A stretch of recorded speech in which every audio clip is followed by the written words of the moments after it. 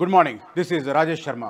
దేశ ప్రజలంతా ఉత్కంఠగా ఎదురు చూసిన ఎన్నికల ప్రహసనం ముగిసిపోయింది. ఫలితాలు వెలువడ్డాయి. అనూహ్యమైన ఫలితాలు రావడం అటు జాతీయ స్థాయిలోనూ ఇటు తెలంగాణ అండ్ ఆంధ్రప్రదేశ్లో కూడా ప్రజల్లో విస్తృతంగా చర్చనీయాంశమైంది. జాతీయ స్థాయిలో అబ్కీ బార్ 400 పార్ అన్న బీజేపీ 100 సీట్ల కంటే తక్కువ దూరంలోనే మిగిలిపోయిన పరిస్థితి కనిపిస్తుంది. మొత్తం మీద గత ఎన్నికల్లో 353 సీట్లలో ఎన్డీఏ కూటమి విజయం సాధిస్తే ఈసారి కేవలం 293 సీట్లు, అంటే -60కి పరిమితమైన పరిస్థితి ఎన్డీఏది. అదే సందర్భంలో గత 2 ఎన్నికల్లో బీజేపీ సొంతంగా మ్యాజిక్ మార్క్ దాటింది. 272 సీట్లను దాటిన పరిస్థితి. కానీ ఈసారి కేవలం 241 సీట్లకు బీజేపీ పరిమితమైన పరిస్థితి కనిపిస్తుంది. ఇక ఆంధ్రప్రదేశ్ విక్టరీ అనేది చంద్రబాబుకు ఒక కిక్కునిచ్చిందని చెప్పుకోవచ్చు. మొత్తం రాష్ట్ర ప్రజలంతా, రాష్ట్రంలో ఉన్న వారితో కావచ్చు, అదే రకంగా తెలంగాణలో ఉన్న ఆంధ్ర ప్రాంతం వారు కావచ్చు, నిన్నంతా సంబరాల్లో మునిగిపోయిన పరిస్థితి. వైసీపీ పూర్తిగా వైట్ వాష్ అయిన పరిస్థితి కనిపిస్తుంది. ఇక తెలంగాణ విషయానికి వస్తే తెలంగాణలో కాంగ్రెస్ బీజేపీ మధ్య నువ్వా నేనా అన్నట్టుగా పోటీ సాగింది. మొత్తం 17 సీట్లలో చెరి 8 సీట్లను దక్కించుకున్న పరిస్థితి. బీఆర్ఎస్ మొట్టమొదటిసారి పార్టీ ఆవిర్భవించిన తర్వాత మొట్టమొదటిసారి ఒక్క లోక్సభ ఎంపీ కూడా లేని పరిస్థితికి చేరుకుంది బీఆర్ఎస్ పార్టీ. ఇవాల్టి నేపథ్యంలో చూస్తున్నాం, ఒకసారి జాతీయ స్థాయిలో పరిణామాలు జరగబోతున్నాయి. ముఖ్యంగా ఎన్డీఏ కూటమికి సంబంధించి భాగస్వామ్య పార్టీల సమావేశం జరగబోతోంది. అదే రకంగా ఇండి కూటమికి సంబంధించి కూడా భాగస్వామ్య పక్షాలతో సమావేశం ఏర్పాటు చేశారు. తదుపరి వ్యూహాలకు సంబంధించిన కసరత్తు ఇవాళ హస్తిన వేదికగా జరగబోతోంది. మోదీ మూడోసారి పదవీ బాధ్యతలు చేపడతారా, లేకపోతే కొత్త మొహాన్ని తెర మీదకి తీసుకొస్తారా అన్న చర్చ కూడా కొంత ఆసక్తి రేకెత్తిస్తున్న పరిస్థితి. ఒకసారి దినపత్రికల్లో హెడ్లైన్స్ ఎలా ఉన్నాయో చూద్దాం. ముందుగా తొలి వెలుగు ఈ పేపర్ను చూస్తున్నాం మనం. తొలి వెలుగులో క్లియర్గా కనిపిస్తుంది బీఆర్ఎస్ 0 అన్న హెడ్డింగ్ కనిపిస్తుంది. పార్టీ చరిత్రలోనే అత్యంత ఘోర ఓటమి. అన్ని స్థానాల్లోనూ 3rd ప్లేస్లో కారు పార్టీ. బీజేపీ కాంగ్రెస్ మధ్య హోరాహోరీ. చెరో 8 స్థానాల్లో విజయం సాధించిన బీజేపీ కాంగ్రెస్. హైదరాబాద్ స్థానాన్ని నిలబెట్టుకున్న ఎంఐఎం. భారీ మెజారిటీ సాధించిన అభ్యర్థులు. 3 స్థానాల్లో వారసుల విజయం అన్న శీర్షిక మనకు తొలి వెలుగు ఈ పేపర్లో కనిపిస్తుంది. అదే రకంగా రికార్డు బద్దలు కొట్టిన రఘువీర్ రెడ్డి అని చూడొచ్చు. నల్గొండ నుంచి పోటీ చేసిన సీనియర్ కాంగ్రెస్ నేత కె జానారెడ్డి తనయుడు రఘువీర్ రెడ్డి రికార్డు బద్దలు కొట్టారు. పార్లమెంటు ఎన్నికల ఫలితాల్లో అత్యధిక మెజారిటీ 5.51 లక్షల మెజారిటీతో రికార్డు సృష్టించిన రఘువీర్ 2011 కడప లోక్సభ ఎన్నికల్లో జగన్కు 5.43 లక్షల మెజారిటీ. నియోజకవర్గ చరిత్రలో అత్యధిక మెజారిటీ రఘువీర్ రెడ్డిదే అన్న వివరాలు కనిపిస్తున్నాయి. ఇక కంటోన్మెంట్కు సంబంధించి తెలంగాణలో 17 పార్లమెంటు స్థానాలతో పాటు కంటోన్మెంట్, సికింద్రాబాద్ కంటోన్మెంట్కు సంబంధించి ఉప ఎన్నిక జరిగింది. అక్కడ 2023 డిసెంబర్లో ఫలితాలు వచ్చిన సందర్భంగా గెలిచిన అభ్యర్థిని రోడ్డు ప్రమాదంలో చనిపోవడంతో అక్కడ బై ఎలక్షన్ అనివార్యమైంది. ఈ నేపథ్యంలో గతంలో బీఆర్ఎస్ పార్టీ గెలిచింది. కానీ ఈసారి ఫలితం తారుమారైన పరిస్థితి. కంటోన్మెంట్లో కాంగ్రెస్ విజయమన్న శీర్షిక కనిపిస్తుంది.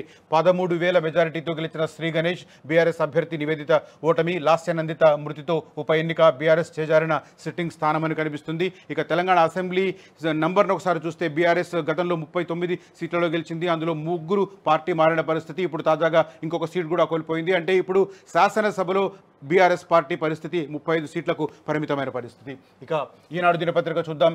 ఈనాడులో ఇండియా మెరిపించిన ఎన్డీఏకే పీఠం అన్న శీర్షిక కనిపిస్తుంది. జాతీయ స్థాయి ఫలితాలకు సంబంధించిన అంశాన్ని చూడవచ్చు. 240 సీట్లు గెలుచుకున్న భాజపా ఏకైక అతిపెద్ద పార్టీగా అవతరణ. మ్యాజిక్ మార్కును దాటిన ఎన్డీఏ కూటమి. కేంద్రంలో మూడోసారి సర్కారు ఏర్పాటుకు రంగం సిద్ధం అన్న వివరాలు కనిపిస్తున్నాయి.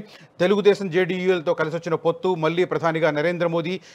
97 నియోజకవర్గాల్లో కాంగ్రెస్ జయబేరి. మరో 2 చోట్ల అత్యధిక ఆధిక్యంలో కొనసాగుతుంది అన్న వివరాలు మనకు కనిపిస్తున్నాయి. ఇక ఆంధ్రప్రదేశ్కు సంబంధించి అయితే చరిత్ర ఎరుగని విజయం అన్న శీర్షిక కనిపిస్తుంది. పూర్తిగా వైసీపీని తుడిచిపెట్టిన పరిస్థితి. గతంలో జరిగిన ఎన్నికల్లో వైసీపీ బంపర్ విక్టరీ కొట్టింది. 152 సీట్లను, మొత్తం 175 సీట్లకు గాను 152 సీట్లలో గత ఎన్నికల్లో వైసీపీ సాధించింది. కానీ ఈసారి రివర్స్ సీన్, పూర్తిగా రివర్స్ అయిన పరిస్థితి. టీడీపీ సారథ్యంలోని కూటమి ఏకంగా 164 సీట్లను దక్కించుకున్న పరిస్థితి.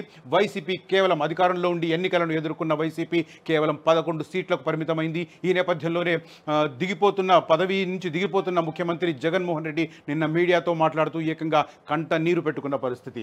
5 ఏళ్ల వైకాపా అరాచకాలకు సమాధి కట్టిన ఏపీ ప్రజలు అన్న శీర్షికతో చూడవచ్చు. నంబర్ కూడా ఇక్కడ మనకు దీనికి సంబంధించిన డీటెయిల్స్ ఇచ్చారు ఈనాడు దినపత్రికలో. ఇక తెలంగాణ ఫలితాలకు సంబంధించి సగం సగం అన్న హెడ్డింగ్ కనిపిస్తుంది. కాంగ్రెస్ భాజపాలకు 8 స్థానాలు. లోక్సభ ఎన్నికల్లో ఖాతా తెరవని భారత రాష్ట్ర సమితి. భారాసాకు రెండింటిలోనే రెండో స్థానం, 14 చోట్ల మూడో స్థానం. కారుకు ఓట్లు తగ్గిన చోట లాభపడిన కమలం. నల్గొండ కాంగ్రెస్ అభ్యర్థి రఘువీర్కు తెలుగు రాష్ట్రాల చరిత్రలోనే అత్యధికంగా 5.5 లక్షల మెజారిటీ. ఎంఐఎందే హైదరాబాద్ కంటోన్మెంట్ ఉప ఎన్నికలో హస్తం విజయం అన్న వివరాలు కనిపిస్తున్నాయి మనకు ఈనాడు దినపత్రికలో. తర్వాత డబుల్ డిజిట్ ఖాయమని చెప్పి రేవంత్ రెడ్డి పదే ప్రకటించారు. కానీ 8 సీట్లకే పరిమితమైనా కూడా ఆయన ప్రజల మద్దతు కాంగ్రెస్కే అన్న కామెంట్ నిన్న చేశారు. ఆశీర్వదించినందుకు ధన్యవాదాలు. ఎన్నికల ఫలితాలపై సీఎం రేవంత్ రెడ్డి అన్న వివరాలు మనకు కనిపిస్తున్నాయి ఆయన స్పందన. అదే రకంగా భారతీయ జనతా పార్టీ తొలిసారి ఒరిస్సాలో పాగా వేసిన పరిస్థితి. 25 సంవత్సరాలుగా అప్రతిహతంగా అక్కడ ముఖ్యమంత్రిగా కొనసాగుతున్నారు నవీన్ పట్నాయక్. ఈసారి ఆయనను గద్దె దింపి అక్కడ బీజేపీ స్థానికంగా అధికారంలోకి వచ్చిన పరిస్థితి. దానికి సంబంధించిన వార్త కనిపిస్తుంది. ఒడిశాలో భాజపా పాగా అసెంబ్లీతో పాటు భారీగా లోక్సభ స్థానాలు కైవసం. 25 ఏళ్ల నవీన్ పట్నాయక్ పాలనకు తెర అన్న వివరాలు కనిపిస్తున్నాయి మనకు ఈనాడు దినపత్రికలో. ఇక ఆంధ్రజ్యోతి దినపత్రిక విషయానికి వస్తే కుమ్మేసిన కూటమి బాబు హీరో అంటూ ఏపీ ఫలితాలకు సంబంధించిన వార్త కనిపిస్తుంది. కాంగ్రెస్ బీజేపీ చెరో 8 కారు 0 అంటూ తెలంగాణ ఫలితాలకు సంబంధించిన వివరాలు కనిపిస్తున్నాయి ఆంధ్రజ్యోతి దినపత్రికలో. ఇక నెగ్గారు తగ్గారు అంటూ జాతీయ స్థాయి ఫలితాలకు సంబంధించిన హెడ్డింగ్ కనిపిస్తుంది. ఎన్డీఏ హ్యాట్రిక్, బీజేపీకి 141 మాత్రమే. కీలకంగా టీడీపీ జేడీయూ సత్తా చాటిన ఇండియా అన్న వివరాలను మనం చూడవచ్చు. అదే రకంగా ఇవాళ ఢిల్లీలో చోటు చేసుకుంటున్న పరిణామాలకు సంబంధించిన డీటెయిల్స్ కనిపిస్తున్నాయి. నేడు ఢిల్లీలో ఎన్డీఏ భేటవి, నాయకుడి ఎంపిక, బీజేపీని దెబ్బతీసిన యూపీ, మహారాష్ట్ర, పశ్చిమ బెంగాల్, రాజస్థాన్, కర్ణాటక రాష్ట్రాలు, ఎన్డీఏను ఆదుకున్న ఏపీ, బీహార్, మధ్యప్రదేశ్ అన్న వివరాలు కనిపిస్తున్నాయి. ఇక వెలుగు దినపత్రిక విషయానికి వస్తే చెరో 8 అంటూ తెలంగాణ ఫలితాలకు సంబంధించిన వార్త కనిపిస్తుంది. మహబూబ్ నగర్లో టఫ్ ఫైట్. మహబూబ్ నగర్లో బీజేపీ అభ్యర్థి డీకే అరుణ విజయం సాధించారు. కాంగ్రెస్ అభ్యర్థి చల్లా వంశీచంద్ రెడ్డిపై 4500 స్వల్ప మెజారిటీతో ఆమె గెలుపొందారు. డీకే అరుణకు 5,10,747 ఓట్లు పడగా వంశీచంద్ రెడ్డికి 5,06,247 ఓట్లు పోలయ్యాయంటూ వివరాలు కనిపిస్తున్నాయి. మొత్తం మీద మనకు మహబూబ్ నగర్ ఫలితం మాత్రం ఉత్కంఠ రేపింది. ఎవరు గెలుస్తారన్నది చివరి వరకు ఉత్కంఠ కొనసాగిన పరిస్థితి కనిపించింది నిన్న. అదే రకంగా మెదక్లో దోబూచులాడిన గెలుపు అని కూడా కనిపిస్తుంది. మెదక్లో ఆది నుంచి గెలుపు దోబూచులాడింది. బీజేపీ, కాంగ్రెస్, బీఆర్ఎస్ 3 పార్టీల మధ్య మెజారిటీ చేతులు మారుతూ వచ్చింది. తొలుత బీఆర్ఎస్ లీడ్లో ఉండగా ఆ తర్వాత బీజేపీ ముందంజ వేసింది. పలు రౌండ్ల దాకా బీజేపీ, బీఆర్ఎస్ మధ్య పోటీ ఉండగా ఆ తర్వాత కాంగ్రెస్ రేసులోకి వచ్చింది. బీజేపీ, కాంగ్రెస్ మధ్య పోటీ కొనసాగింది. చివరికి బీజేపీ అభ్యర్థి రఘునందన్ రావు కాంగ్రెస్ అభ్యర్థి నీలం మధుపై 39,139 ఓట్ల మెజారిటీతో విజయం సాధించారు అని వివరాలు కనిపిస్తున్నాయి. అదే రకంగా ఎవరెవరు ఎంపీ సీట్లలో గెలిచారన్న వివరాలు కూడా వెలుగు దినపత్రిక ప్రచురించింది. ఇక పాత బస్తీ మళ్ళీ మజ్లిస్దే అన్న వివరాలు కనిపిస్తున్నాయి. మొత్తం మీద 5వ సారి అసదుద్దీన్ ఓవైసీ అక్కడ విజయం సాధించారు. 2004లో ఆయన మొదటిసారి ఎంపీగా పోటీ చేశారు. అప్పటి నుంచి 2004, 2009, 2014, 2019, ఇప్పుడు 2024 వరుసగా 5 సార్లు హైదరాబాద్ ఎంపీ సీటును ఎంఐఎం దక్కించుకున్న పరిస్థితి. దానికి సంబంధించిన వివరాలు కనిపిస్తున్నాయి. అదే రకంగా ఫలితాల తర్వాత రేవంత్ రెడ్డి చేసిన వ్యాఖ్యలు చూడవచ్చు. ఇది కార్యకర్తల విజయం అని ఆయన చేసిన కామెంట్ కనిపిస్తుంది. ఇక చంద్రబాబు, నితీష్ కింగ్ మేకర్స్ అన్న ఇంకొక వార్త కనిపిస్తుంది. మొత్తం మీద బీజేపీ 10 ఏళ్ల తర్వాత మ్యాజిక్ మార్కును దాటలేకపోయింది. 272 మార్కును దాటలేకపోయింది. 241 సీట్లకు పరిమితమైన నేపథ్యంలో ఇప్పుడు ఎన్డీఏ కూటమి మిత్రపక్షాల మీద ఆధారపడిన సంకీర్ణ ప్రభుత్వంగా మారబోతుంది.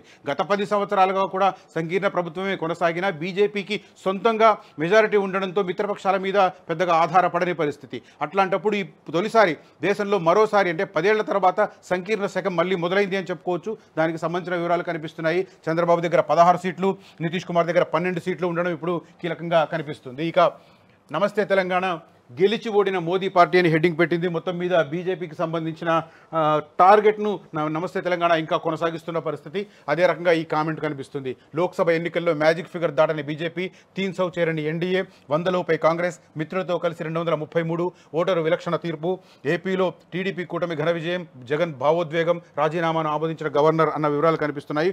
ఓవరాల్గా ఇవాళ దినపత్రికల్లో మనకు ప్రధానంగా ఎన్నికల ఫలితాలకు సంబంధించిన డీటెయిల్స్ ఎక్కువ చూడవచ్చు. అసలైన తొలి వెలుగు. ఫాలో వాట్సాప్ @తొలి వెలుగు అఫీషియల్.